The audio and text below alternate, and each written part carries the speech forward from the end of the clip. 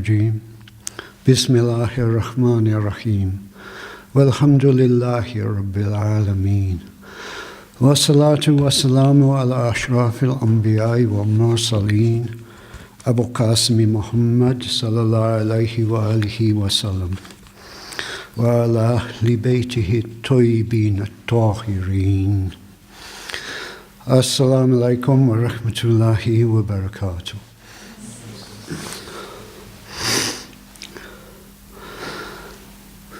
I had a message in the week asking about positions of prayer.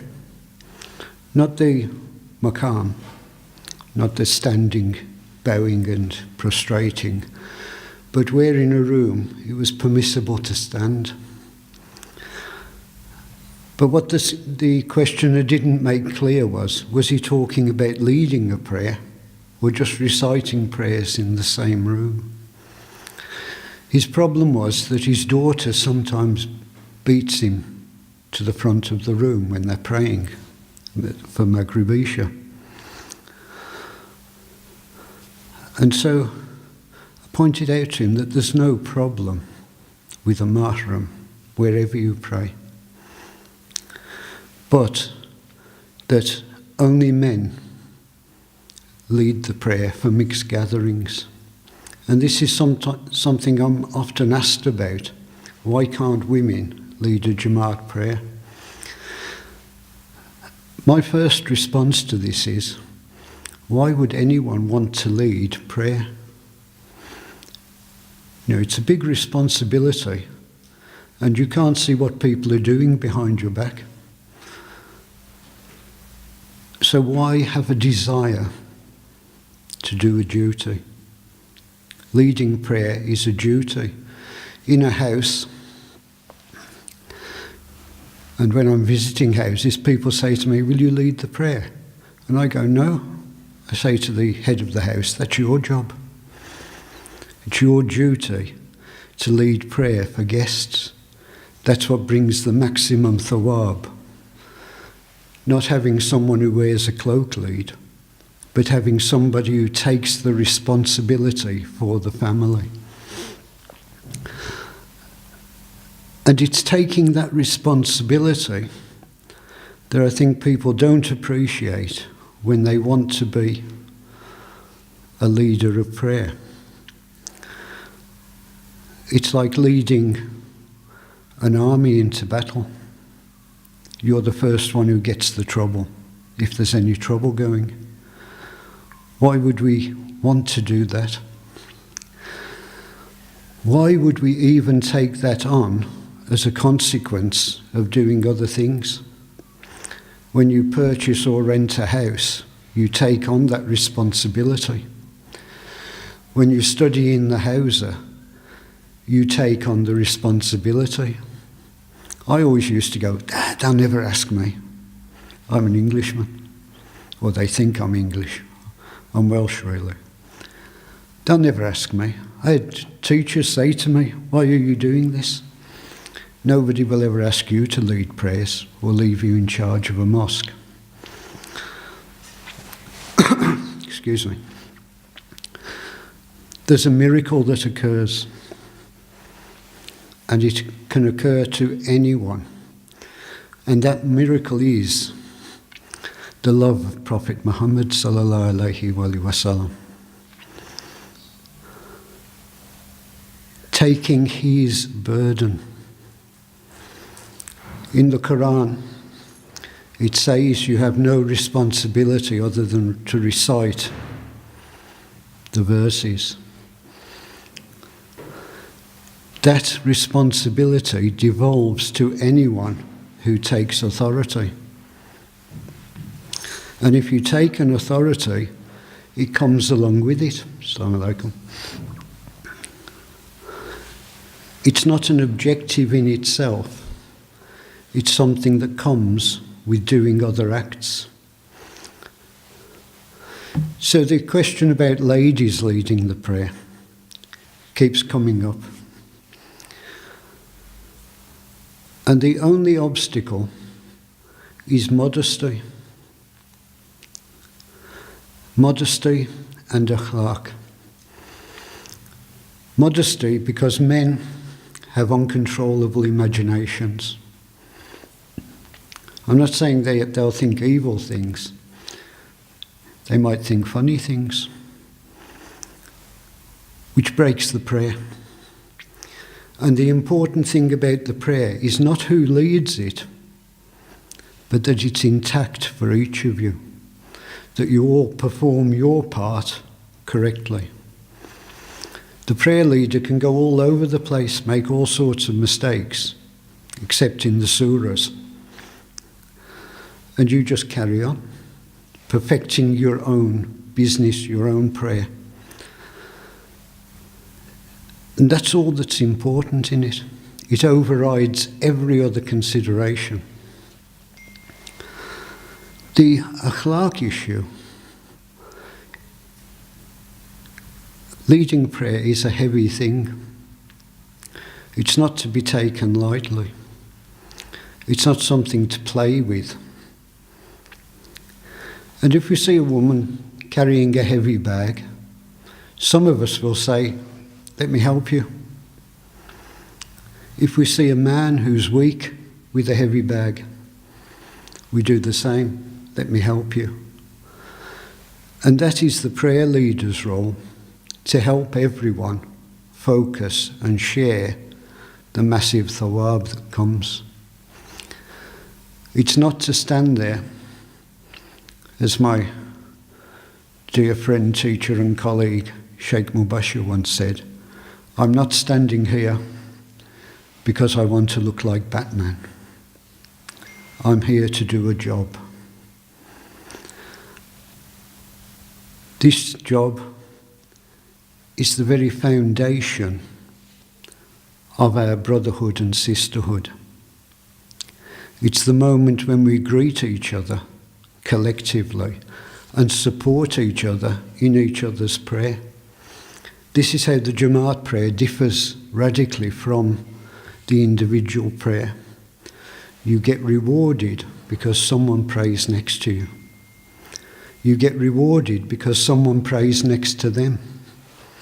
And you get rewarded even more if somebody prays next to the person who's next to the person who's next to you. This is an incredible gift from Allah subhanahu wa ta'ala. And no matter how imperfect we think our prayer is, Allah subhanahu wa ta'ala heaps rewards upon us for saying that simple prayer. His mercy is unlimited. We see these tables saying X thawab for this, times X thawab for that. We don't know what one thawab, one blessing, is worth. Imagine, Assalamu alaikum. Imagine someone walking through a desert, or remember walking through a desert. I think most of us have done it at some time. Think how valuable one drop of water becomes. You don't ask whether it's a big drop or a little drop. You just want that drop.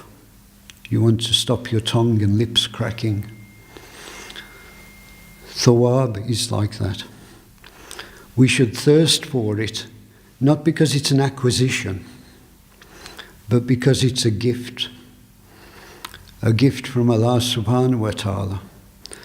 And no matter how small that gift is, no matter how insignificant the act, it's priceless and it's to be treasured. Imam Sadiq alayhi salam asked his father, Imam Baqir alayhi salam, "Why don't the people pray more? Don't they know what it's worth?" And his father looked at him, and in typical fashion, he just went, "La bas." He had a great sense of humour, didn't he? Foreshadowed The Simpsons by a millennium and a half. No problem. No act made in the name of Allah subhanahu wa ta'ala is small.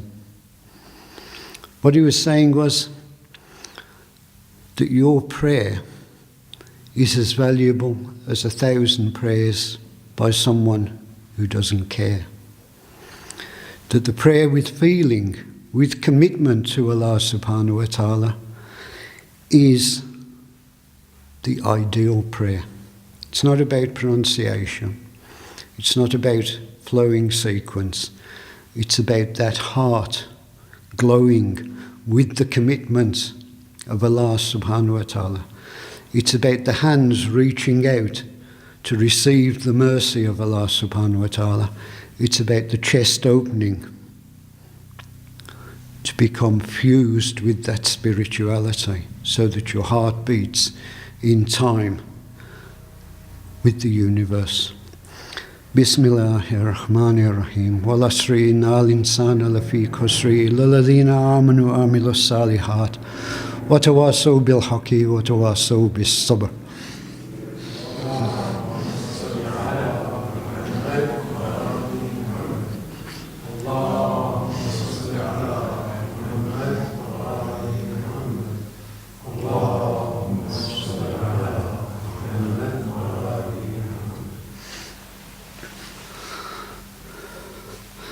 أعوذ بالله من الشيطان الرجيم بسم الله الرحمن الرحيم. We faced very sad news from Pakistan with the plane crash. But how often does the death of 47 Pakistanis make the news? The Shia community loses hundreds every week, and it's not mentioned on the news. The deaths in Iraq don't make the news. Maybe if 10,000 Shias committed suicide, it would make news so they can say, you see what these Shias are like? How do we respond to tragedy? Is it a greater tragedy because someone famous dies in it? We see Facebook and other social media littered with glowing reports of what people did, how much people loved them, and yet they never met them. It seems we focus all the attention onto an object we think we possess. Now, I'm not saying don't mourn for people. I'm saying we need to think about what we're doing when we mourn. Is it for our loss? Is it for the loss of something we thought we owned? A possession. Allah subhanahu wa ta'ala says, you will be tested by your wealth and children. He's equating wealth with children. And that's not by accident. Many people treat their children like wealth. That they're their possessions. They're not their companions. They're not their students. They're their possessions. What we need to move towards is that sharing spirit that if one unknown person dies somewhere in the world, we've already said a prayer for their soul. This is, on the face of it, difficult. We'll say, we don't know those people. And yet, we do know them. We know that someone somewhere right now is facing Malikul Maut. And this is why it's important in the prayers to always remember to pray for all the deceased, all the Mahumin, all the Mahumat. Because they're not just people we can remember, they're the people we have no way of remembering. And yet we remember them with that prayer. This again is something miraculous in faith, that we have this opportunity to do something good for others without ever expecting anything in exchange. When we invest wealth, we expect a profit. We expect something to come back. But when we invest in children, all we expect to come back is them asking for some more of whatever they've already had. The relationship should be different. We don't expect the child to come back as an increase in wealth. We expect them to become increased as human beings. And in a similar fashion, we expect to increase ourselves in wealth. And this is done by those prayers that have no apparent return. That we must pray solely for the sake of Allah subhanahu wa ta'ala, while we're remembering our own and others' humanity. This is crucial to the process of spiritual development. When we first pray, many of you were children, but aren't we all like children? For many years, until there's a moment when you become aware of who you are praying to. This is a critical moment in your life, in your spiritual awareness. Imagine going through your whole life saying a prayer, and then you stand before Allah subhanahu wa ta'ala in judgment, and He asks you, who did you think you were praying to? That would be a very frightening question, wouldn't it? And what if He asks you, you thought you were praying to me, but who were you really praying to? Even more frightening question. Because we've built up childish images of what Allah subhanahu wa ta'ala is. In fact, many people, inshallah no one here, turn Allah subhanahu wa ta'ala into some sort of monster that is just waiting for people to make a mistake. Even though He constantly says the opposite, that He wants to forgive, that He wants to give, and then He wants to give some more. And yet we frighten ourselves with this fearsome being. The fearsome thing about Allah subhanahu wa ta'ala is His love for creation. And yet, Allah subhanahu wa ta'ala is self-sufficient. He has no need of anything. So this is the ideal love that we should all try to aspire to. It's a love that doesn't demand a repayment. It's not a possessive love. And the proof of this is that Allah subhanahu wa ta'ala grants us free will. He says, I'd like you to pray for me, to me, but I'm not going to force you to. Blades of grass are forced to pray. They have no choice. Men have a choice. And it's in the exercise of that choice, again, to do an act without asking for a reward. Now I know you're all thinking, but Allah subhanahu wa ta'ala says, if you want something, ask me. This is a separate case. He takes it to the point where anyone of any faith can ask him for anything.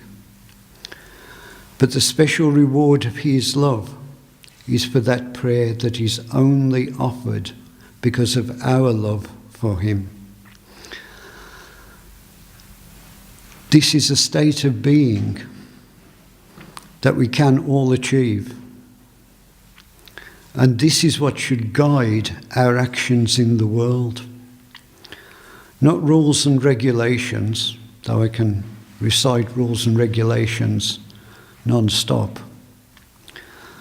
The reason why we accept a rule, why we accept a role in this life, and why we behave the way we do, must start with that love of Allah subhanahu wa ta'ala. And when that love is in place in your heart, everything you do under that guidance is rewarded. Whether you expect it or not, the reward comes. Throughout the week, we need to constantly remind ourselves of who we love, why we love, and how we express that love.